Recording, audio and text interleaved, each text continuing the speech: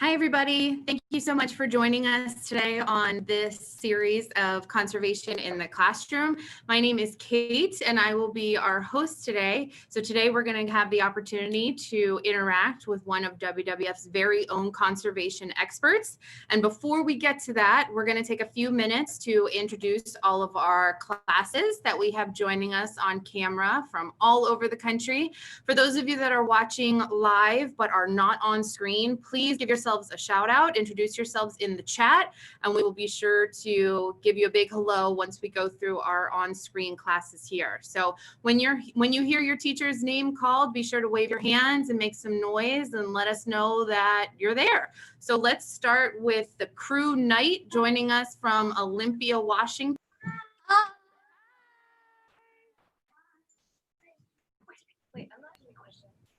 Hi, everybody. Okay, next up we have Miss Shake's class joining us from Berlin, Massachusetts.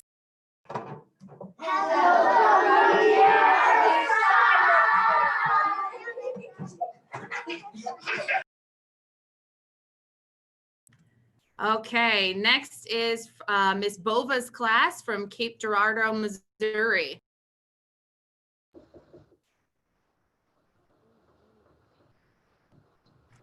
Hi, guys. Hi. We also have Miss Flandro's class joining us from Wilmette, Illinois. Hey, sister! Hey, sister! Hey, sister!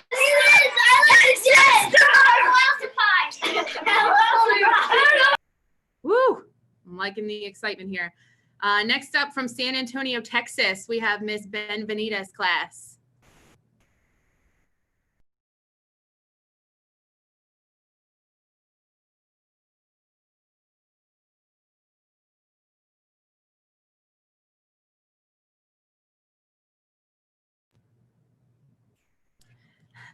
Okay, we can see you, but we can't hear you, Miss Benavides. So if you can just, I don't know if you clicked your, there you go. Try again, guys.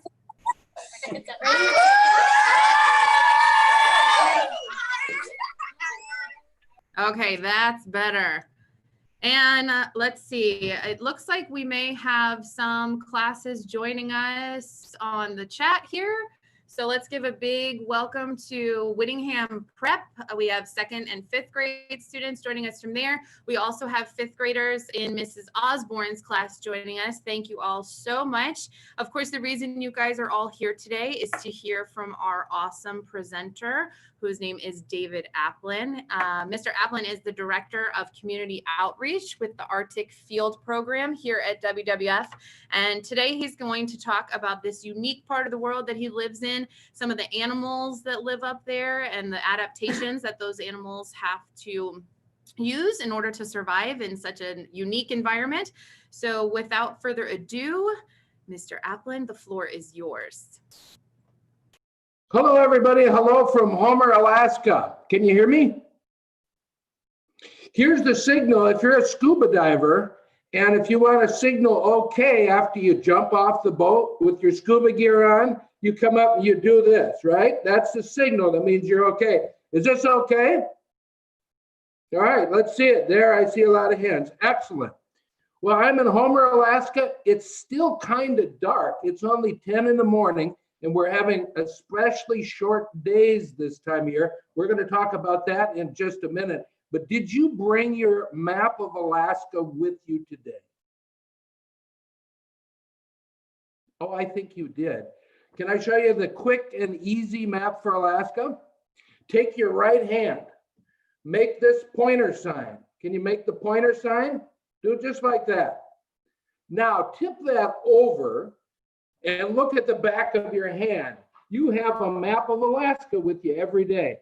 Here is the southeast, Juneau, our state capital's here. That's the Aleutian Peninsula. You can draw in the Aleutian Islands.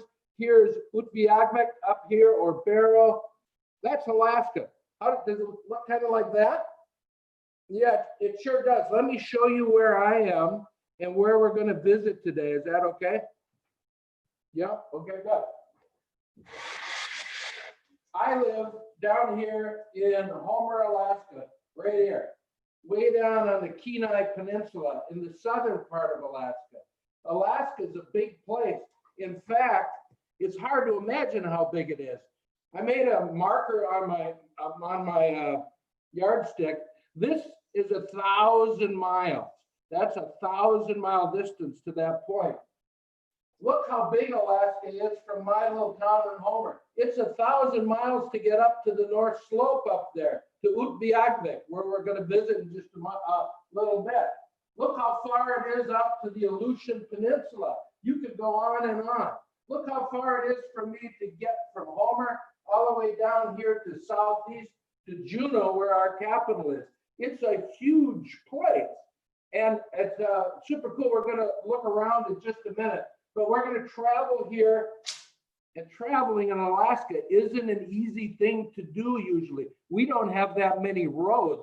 In fact, we have one road that goes, highway, I should say, one road that goes from here, where the oil and gas wells are at Prudhoe Bay, down to Fairbanks and down to Anchorage.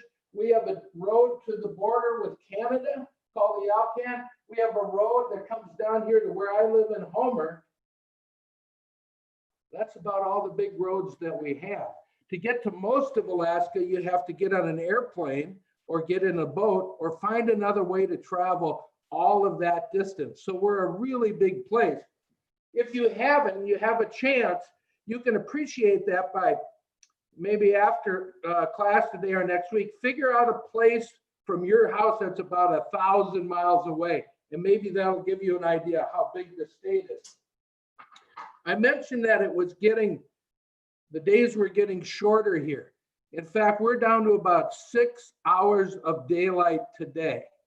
And in fact, our friends up in Utqiagvik, the sun went down before Thanksgiving on the 20th of November, and the sun will not come back up above the horizon until the 23rd of May. So it's dark up there. And I wonder why that is. Do you ever wonder why that could be? That those folks live for about 65 days in the dark? Well, I'll give you a little demonstration. You can do this in your classroom as well. But I want you to remember why we have seasons. Because we're entering what season now? Winter, right? All right, I got to go turn the lights off. I'll be right back.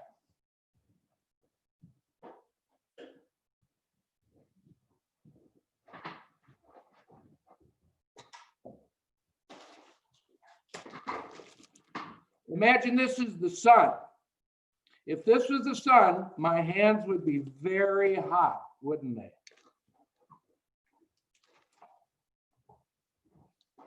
Imagine this is the earth. You know, what's wrong with this picture? Is the earth this size compared to the sun? No, the sun is way bigger. Is the earth this close to the sun? No, this would be too hot. We're way off the map, maybe a block away. But what I wanted to remind you of is the fact that we rotate around the sun. How long does that take to do? How long does it take to get us all the way around the sun one time? About a year. No, exactly a year. That's what a year is. And as we travel, well, the seasons change. And how do they change? Here's the reason. The earth is not straight up and down. We're kind of pitched at an angle. We spin around our axis at an angle.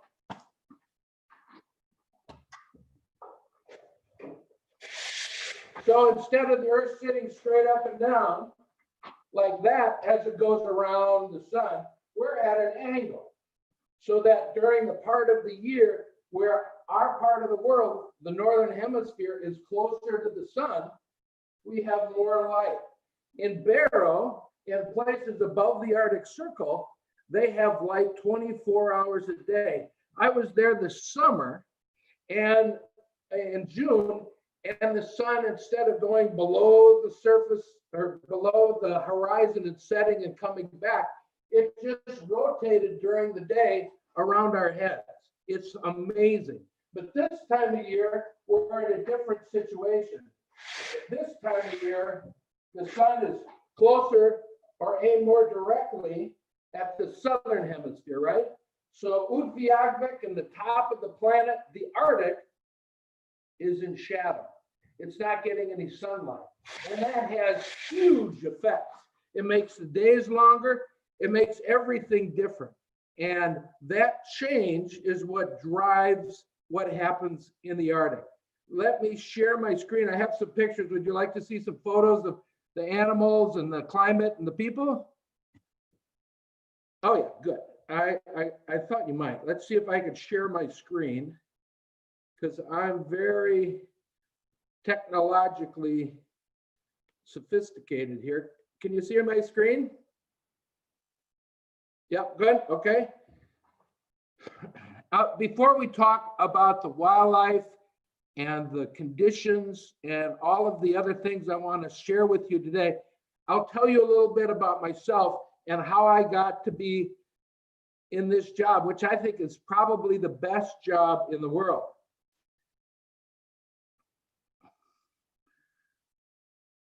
Look at that handsome young man and his very cool suspenders. That's me when I was maybe, do I look like maybe a second or third grader there? I was younger once, and I grew up in Wisconsin. My friends in Illinois will know where Wisconsin is. I bet the rest of you do too. I have 6 brothers and sisters. Here's most of them. And we grew up in Wisconsin, and I was lucky enough to spend lots of time outdoors. I got to spend time running around in the woods, playing in the backyard, visiting. This is my Aunt Jean, her resort, and we lived in the outdoors. We also lived outside because there were so many of us little kids. We spent a lot of time outdoors. And I really enjoyed the animals and being outside. And so I eventually went to school and then to college to learn about the environment, to learn about wildlife, and learn how, especially how to teach people about both of those things. One of my first jobs as a grown-up was in Alaska. I was lucky enough to come up and work for the for the U.S. Forest Service at this place. It's about an hour from Anchorage, which is our biggest city. It was a visitor center. You could see the visitor center there on a lake that was full of icebergs, because at the other end of the lake was a glacier that was stuck, had its toes stuck in the water.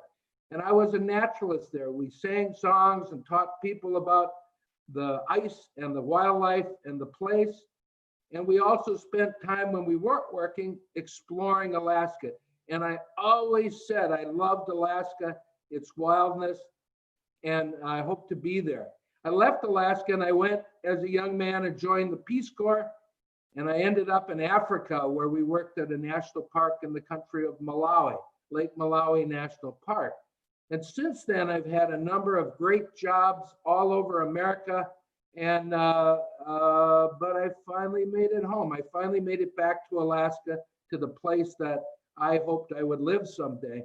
I want to show you a little bit about my place.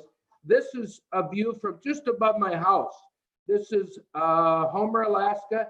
That's a spit of land called the Homer Spit that sticks into Kachemak Bay. You can see the mountains, and you can even see glaciers on the other side.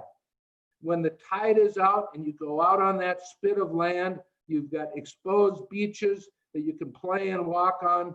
We grow our own food here a lot. This is a greenhouse attached to our house where we can grow food. We also raise chickens. This is my wife, Marianne, on the right, and Babs the chicken on the left. So she's a character. One day, Babs went out in the yard and found another visitor to our yard who was munching on dandelions and grass. Who knows the name of this animal? Raise your hand if you know. Would you guess a moose? Yeah, this is a moose. So we have wildlife in our place all the time. You could see my wife, Marianne, in the background there. She's concerned. Babs isn't concerned, but afterwards, this is what she said about the whole thing. She was very concerned. We do cool stuff here. We get to explore the world around us via boats. We can fish. This is my rowing kayak. We fish from our boats sometimes. Sometimes we give our pets rides in our boats. Isn't that kooky? That's Luna when she was a puppy. And we end up spending a lot of time traveling in airplanes because, as I mentioned before, we don't have a lot of roads here to get to remote places. You travel by little tiny planes and medium-sized planes, and even the big jet planes that take us out to the remote parts of the state. When we're out, we travel in all kinds of different conveyances or vehicles, from snow machines, which you call snowmobiles, to four-wheelers, to boats of every description. And in doing so, we get to explore this huge, wild place of mountains and wetlands and streams and ocean.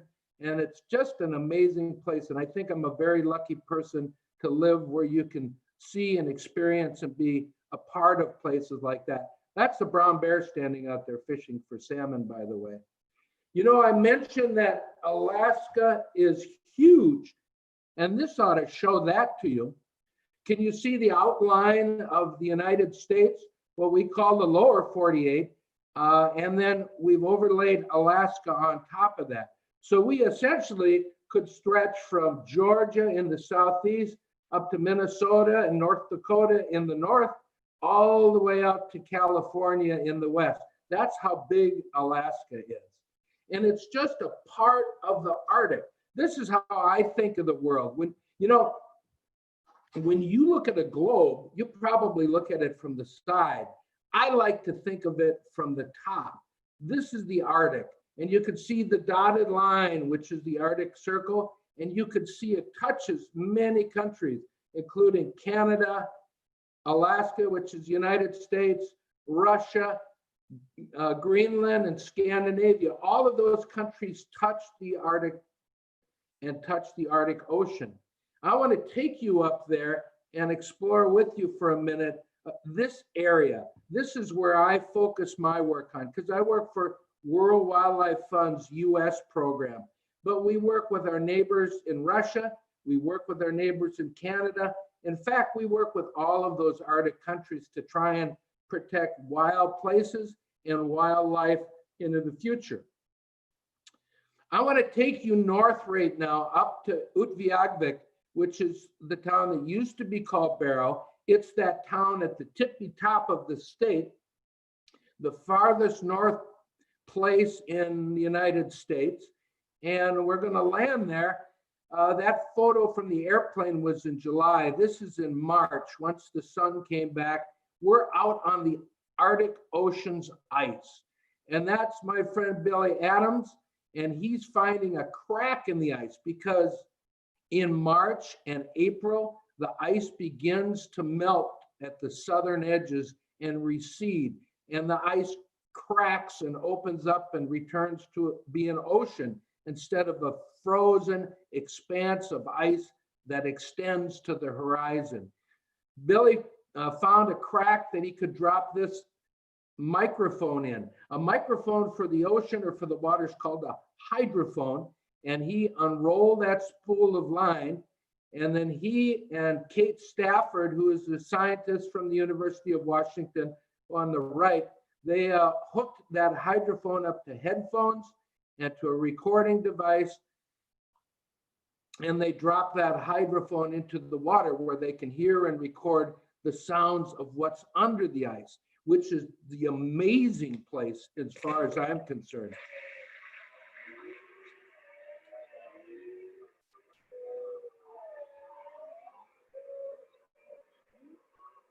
What do you think that noise is? You see hands? Okay, put your hands down, save it. I'm going to leave that as a surprise. I'll tell you who that was in a minute. But right now, I'd like to introduce you to a few of my favorite Arctic wildlife animals, species that are so cool and so perfectly adapted to live in the Arctic year-round, no matter what season. All right, I'm going to give you a clue for each of the animals, and then we'll see if you guessed it right. The clues are really hard. Let me tell you that first off. But are you ready for the first clue? All right, listen carefully, and then I want you to tell me what animal you think that is. Well, maybe since we're muted, I'll just let you raise your hand if you think you know.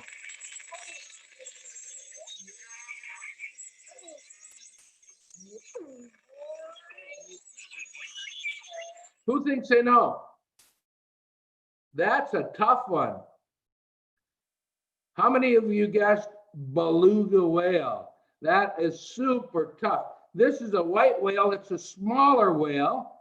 It's a little longer than one of the longer pickup trucks. It's the only whale that I know of that can turn its neck and move its head from side to side. They call them the sea canaries because they sing so much like that. They communicate with each other, and they can use their sonar to find food underwater, even in the dark, which is important when you live in the Arctic and it's dark so much of the time. They're a favorite of mine. You want to meet another animal? All right, here you go. Here's your clue number 2. Ready?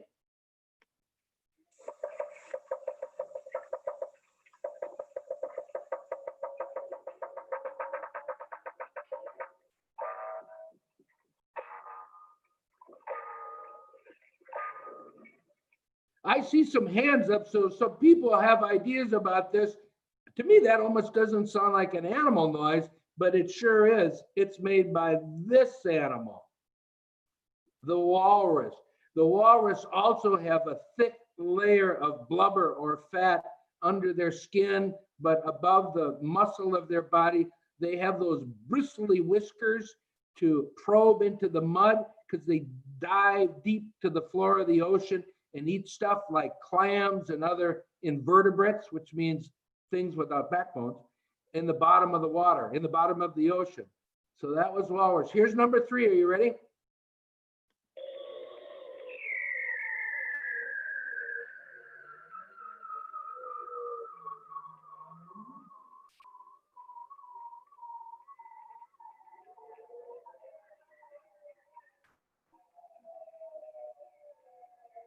Isn't that an amazing noise? How many of you guessed seal? In fact, it's called the bearded seal, or ugaruk. It's its Inupiaq name. This is an animal, look at it, similar. It's big and round. It's got a thick layer of blubber. It's got incredible fine fur. It's got whiskers to find its way, especially around its blowhole. Many of our seals in Alaska have these big, strong claws because as the ice freezes, the seals need to be able to dig their way through the ice and keep holes open so they can come back to the surface to breathe. When they're not diving and chasing fish and feeding, they'd come up to the surface to breathe and to make their living there. All of these things, all of these animals have adaptations that allow them to fit into this really challenging place to live. So here's my question, because I'm sure where you are, winter is coming. And I don't know if you folks in Texas have the same kind of winter our folks in Pennsylvania or Massachusetts or Illinois have, or Missouri, but everything adapts to its environment. So I'll bet you have ways that you get ready for the dark and the cold of the winter. In the Arctic, there's a bunch of things you can do. 1, you can leave and go someplace else. 2, you can get some sleep. 3, you can keep swimming. 4, you can keep walking. 5, you can just freeze. Do you want to meet some of the different animals that do all of those different things? All right, let's meet some of the animals that as the weather turns and the snow comes and the day length gets shorter and the temperatures dive, their strategy is to leave. Now, some people think that common murre look like penguins. They're kind of related to penguins, but these birds can fly. In fact, they can fly up and land on cliffs and lay their eggs. These birds are laying their eggs and they're going to raise their chicks there. So are these guys. This is called a horned puffin. It's called horned because of that little bump that sticks above the eye. Look at all the sand lances, which are a kind of fish that this horned puffin has harvested to take back to its young. Well, that all happens in the spring and summer. And in the winter, these birds go out to the deep water of the ocean. They get away from the ice. They mostly fly south, but not that far south. Some birds fly for a long, long way when they leave. Here's one of my favorites. This is called an Arctic tern. It flies over the water.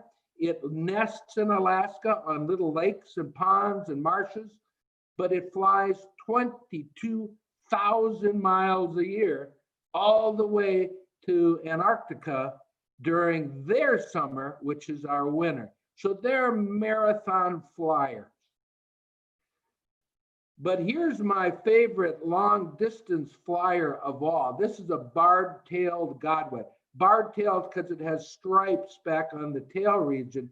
You notice it's a wading bird, or a bird that can walk in wet conditions, in mud, in marsh, on the tundra. It's got that long pointy bill that it can probe down into the mud. This bird hustles back from where it spends our winter to set up nests, to eat really fast, to build a nest, to lay eggs and raise chicks, and then get out of town before winter returns. The magic thing about this bird is it can fly nonstop from Australia or New Zealand, nonstop, 8 days, flying about 7,000 miles.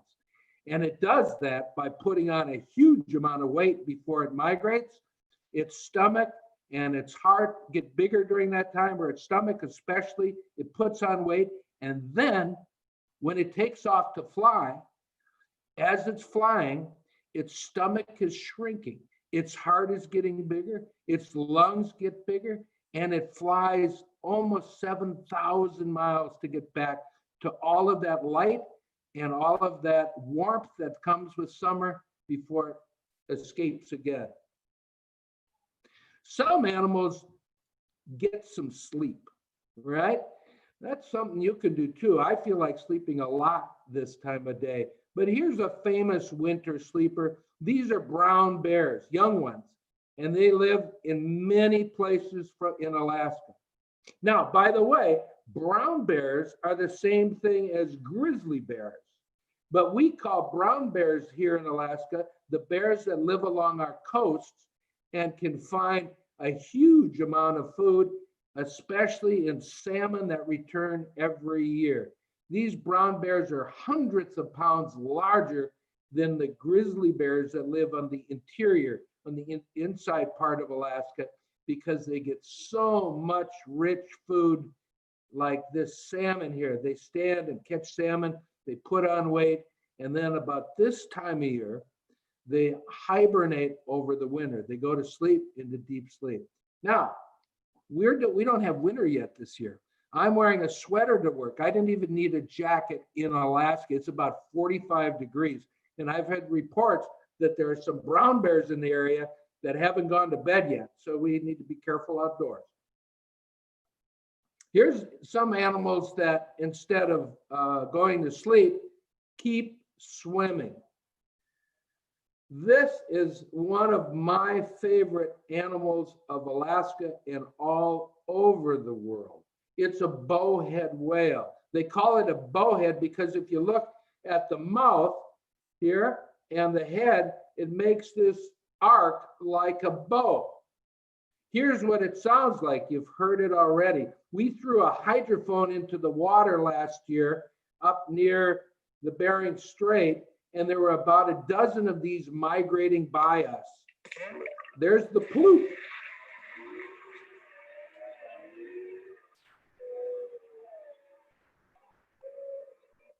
They're incredible animals. You notice that big flat head there? They can lift the ice and break the ice up to 1 and 2 feet thick.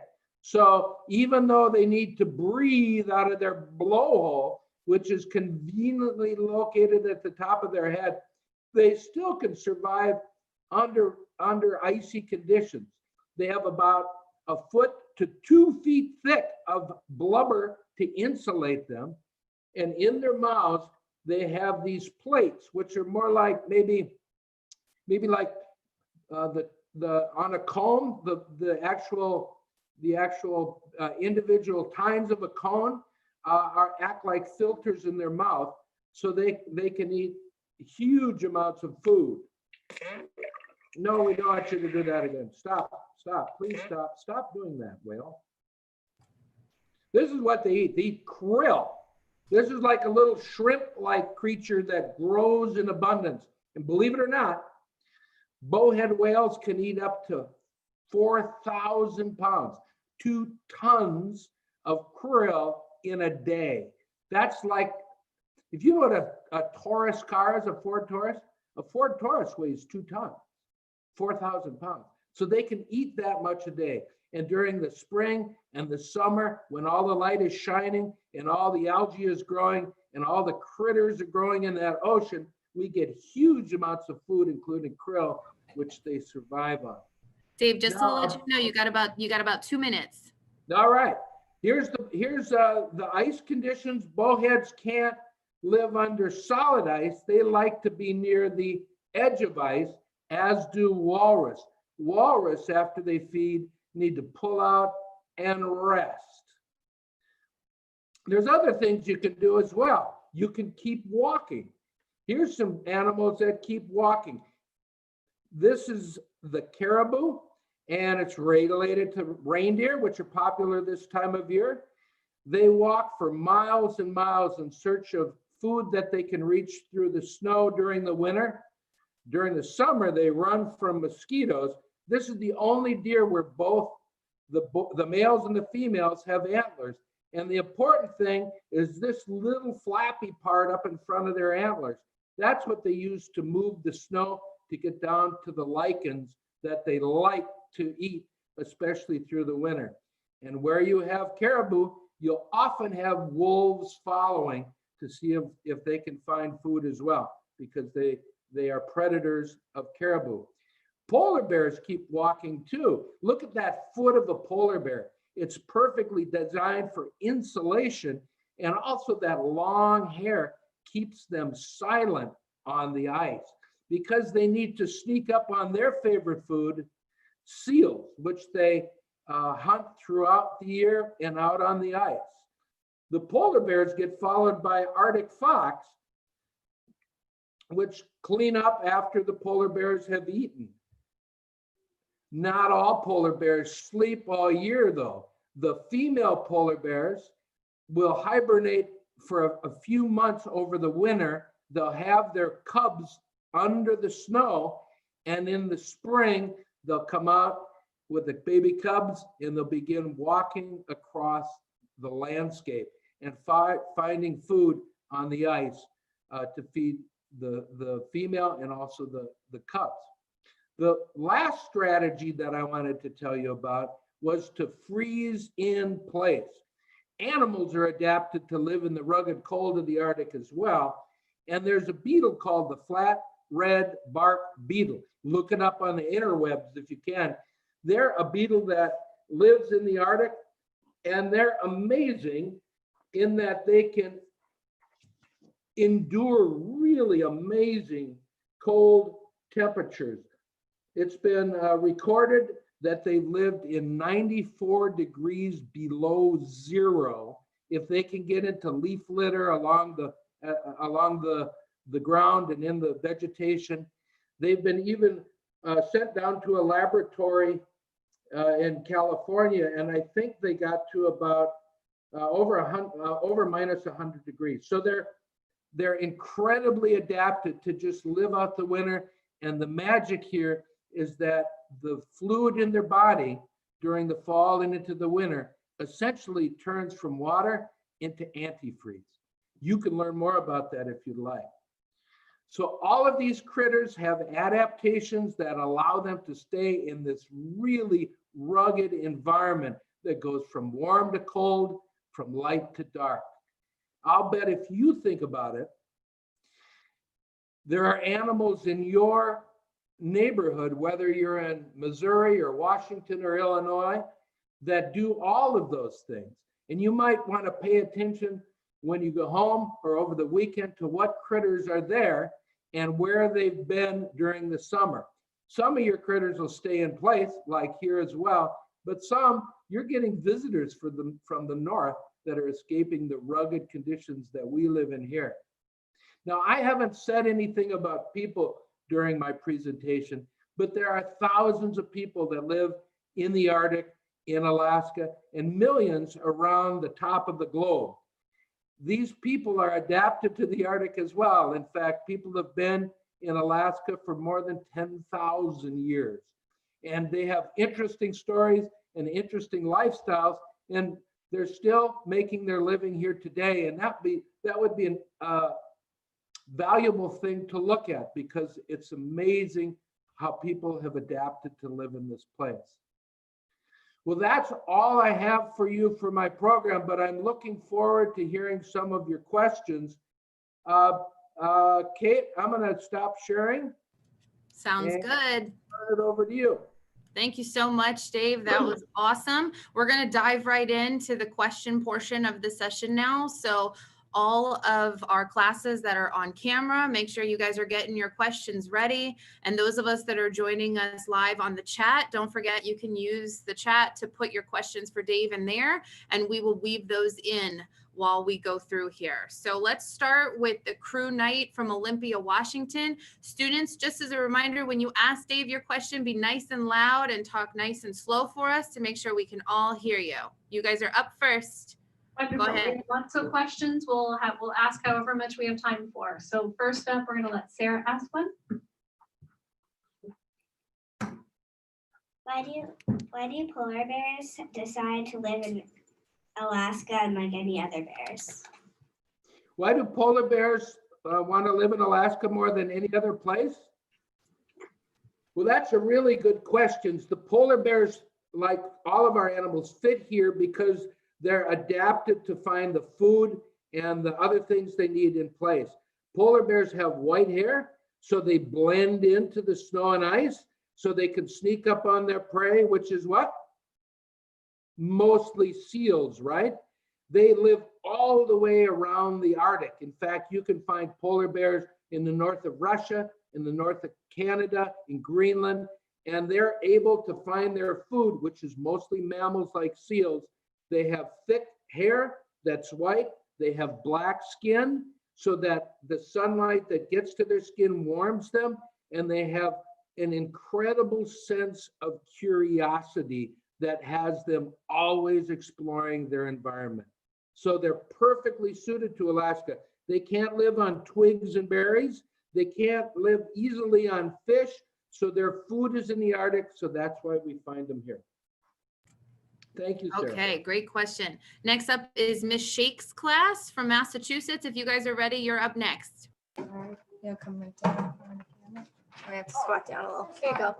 You can ask. We have someone that wasn't here today, and their question was, which animal would survive the effect of climate change? Would most likely survive the effect of climate change? That's a really good question. You know, I mentioned that it was warm here. It's 45 degrees today. And the Arctic, according to the scientists, is warming twice as fast as the rest of the planet. Twice as fast. And it has to do with how much sun energy is being absorbed, especially in the oceans around us. It's going to be interesting to see who is going to be better adapted to survive.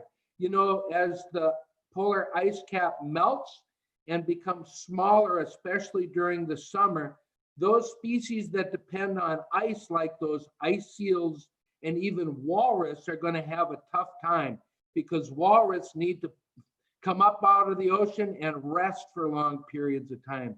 So walrus and seals are going to have a hard time.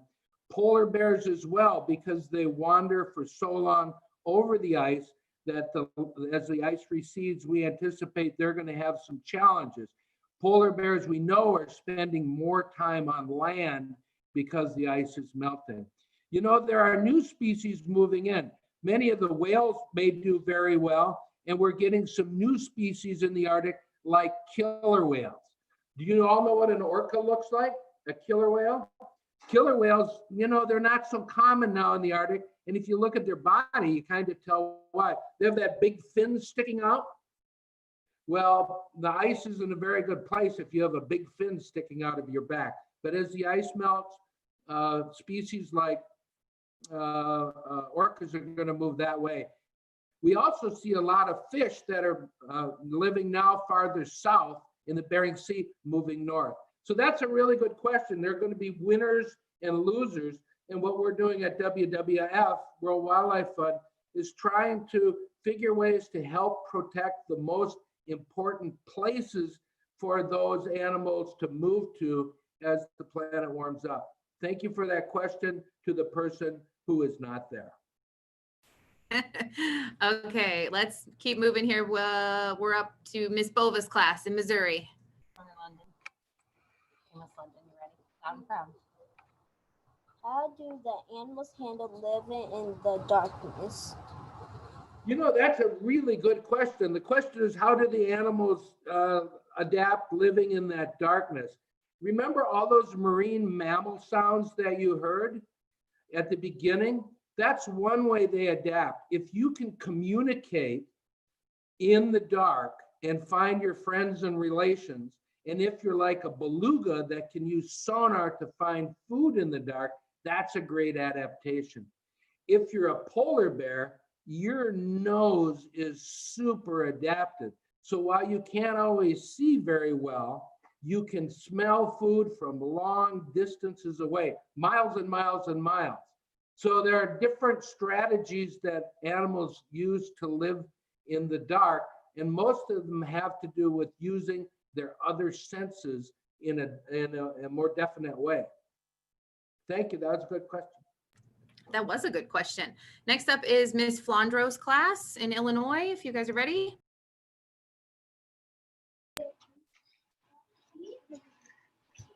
Why do you like living in Alaska? Is it fun to live there? It's the funnest place I've ever lived. Is funnest a word? I don't think it is. But it's really a fun place to be able to go out your door and have a moose in your yard, to be able to go catch the fish that you're going to put in your freezer for the year, to go climb around in the mountains and explore and see nature. If you like nature, this is a great place. And the people here are really interesting. People here seem always up for an adventure. And I love being the natural history of the place. I like the history of the place, and I just think it's terrific. Now, I'll tell you one thing I don't like about this time of year, and that's how dark it is. I just want to crawl under my bed with like a bale of hay and hibernate, because the days get very short. But during the summer, when it never gets dark, it's super. So there's many reasons to enjoy living here. Okay, and last but not least, we have Miss Benavides' class, if you guys are ready. Oh, shoot. Right there. Oh, hi. What can we do from Texas to come help Arctic animals? That's a really good question. What can you do for Texas? You know, there's a bunch of Arctic animals that come and spend the winter with you in Texas. There's a lot of birds that come down there, and especially birds. You know, in California, you could keep an eye out for those gray whales that swim all the way to Mexico. But one thing you could do for Arctic animals in Texas is work in your state to help protect the habitat that these animals need during the winter. So the cranes and the geese and the ducks and the shorebirds that come and visit you, that's one thing you can do. The other thing you can do is, you know, we mentioned climate change, and that's a huge issue for the Arctic. And it's probably the most serious threat that they face here, the wildlife and plants. So if there's things that you can do to help reduce our carbon emissions and all of that stuff, that's important as well. What I would say that you can do in the long run is get good at problem solving. Because as kids, you know, you don't have the responsibility to run the planet now. Your input is really helpful, but as you grow, you're going to take on more responsibility. So if you can learn how to work together and to problem solve together, those are the things that we're going to need into the future, is problem solvers. So in the short term, take care of our animals during the winter, will you please? No, don't take them home or anything. You don't have to do that. But in a larger sense, there's many things you can do. What a great question. Yep. Okay, so I'm actually going to take a couple questions that have been submitted through the chat right now. Teachers, we are at time. You're more than welcome. If you need to leave, we completely understand. And if you still have questions, you can always email them to me and we'll be sure to pass them along to Mr. Aplin here. Otherwise, please hang in there and we'll do another round of questions. So the first question that we have in the chat here, Dave, is from Nealon Homeschool in Naperville, Illinois, that from Aiden. He wants to know, how thick is the ice on the Arctic Ocean? It depends where you go. We have two kinds of ice on the Arctic Ocean. We have multi-year ice, and then we have annual ice. Multi-year ice is ice that doesn't melt during the summer. There used to be quite a bit more of it, and that can be 6 or 8 or 12 feet thick. Right now, that ice is shrunk and it's there's less of it. But in the shallower parts of, not the shallower, in most of the Arctic right now, especially north of Alaska, you get annual ice, which is forming right now as the temperature drops. And that can be 2 or 3 or 6 feet thick. So there's two kinds of ice. And if you go online, Noah's got some great animated videos that shows you where the ice is in both kinds. Okay. Another question that was put in the chat here, Dave, is from Whittingham Prep, 5th graders that want to know, why are wolverine sightings so rare, and have you seen any where you live? Boy, I don't know. I've never seen a wolverine in the wild. You're right, it is pretty uncommon. They are incredible animals. I don't want to mess. I'm not sure I want to see a wolverine because they're very assertive, let's just say. They can be grumpy. There's still wolverines populated through the state, and I think maybe one of the reasons there are fewer sightings is there's miles and miles and miles of Alaska with nobody to sight the wolverines. The average population density in Alaska is 1 person for, I think it's about 1.5 square miles. So I'm not sure what's happening to the population, but I know there are healthy populations around the state. Okay, so let's go back to our classes that we have on camera. If you guys are still with us, we're going to go through another round of questions here. So we'll start back up with the crew night in Washington. Polar bear question. Who has one? Not polar bear. Jackson's up next. Jackson's going to ask a question. Hey, Jackson. What do Arctic foxes mainly eat? You know, that's a great question. You remember that picture of the Arctic fox in the slideshow? They eat different things. During the summer and spring, they'll be on land more, and you'll see Arctic foxes eating small rodents like lemmings and voles and birds and bird eggs.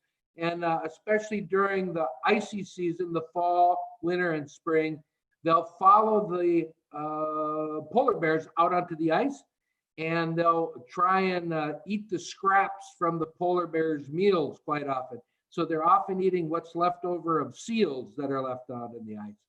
Over the year, their diet changes.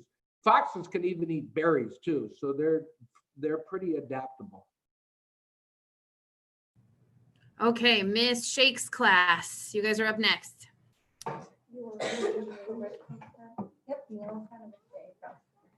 Hello, I was wondering what would happen if all the ice melted in the Arctic? What would happen to the rest of the world? Well, I think some of you might be familiar with what's going on. We're losing some Arctic ice, and as the Arctic ice melts, it could do a number of things. One, it could change some of the currents in the ocean. So currents that move warm water north and cold water south around the planet can change. What is more of a concern to me in the Arctic is the glacial ice. We have, as you saw in the pictures of Homer, we have mountain glaciers here. If you look at Greenland, it has continental glaciers. There's a lot of water that has been out of the ocean and frozen in ice for a long, long time. And as that water goes back into liquid form, washes into the ocean, it not only changes the saltiness or the salinity of the ocean, it also changes the sea level. So as things warm up, the sea level will rise, especially from the glaciers, not so much from the Arctic ice melt. Okay, next up is Miss Flandro's class.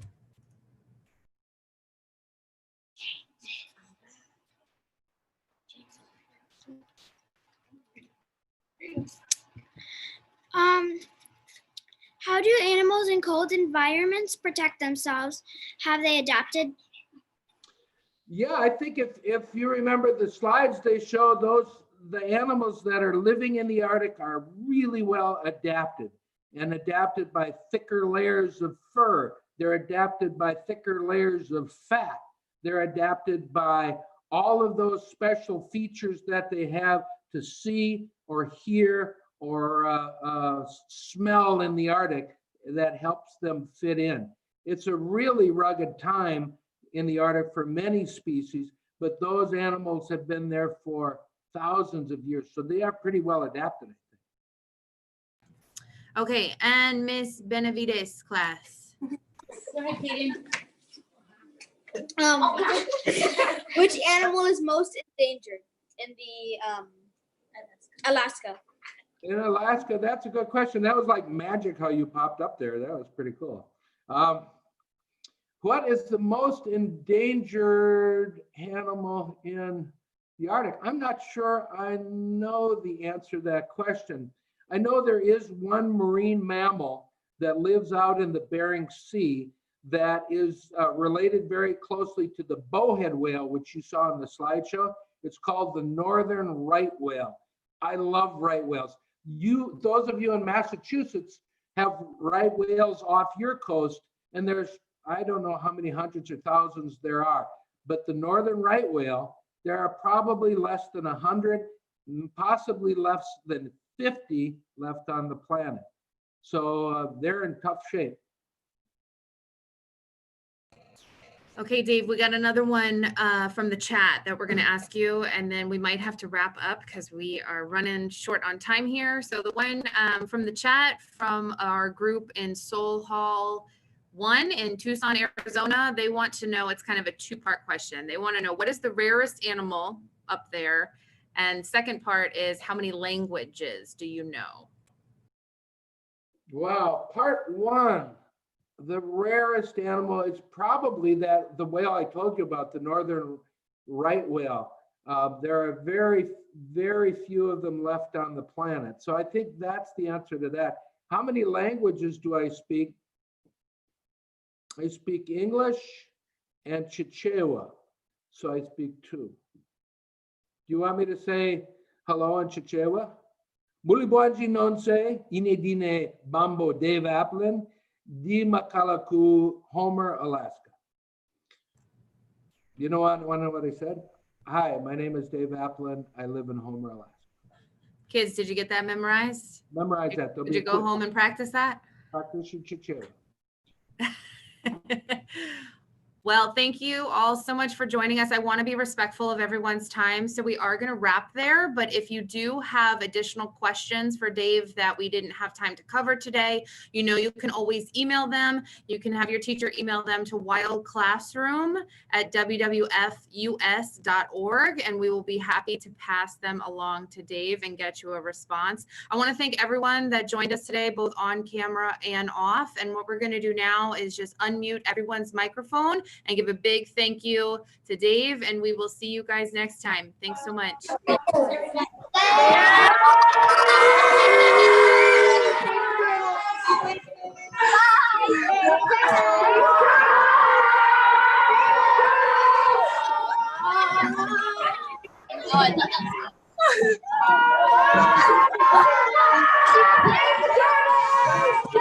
Thank you.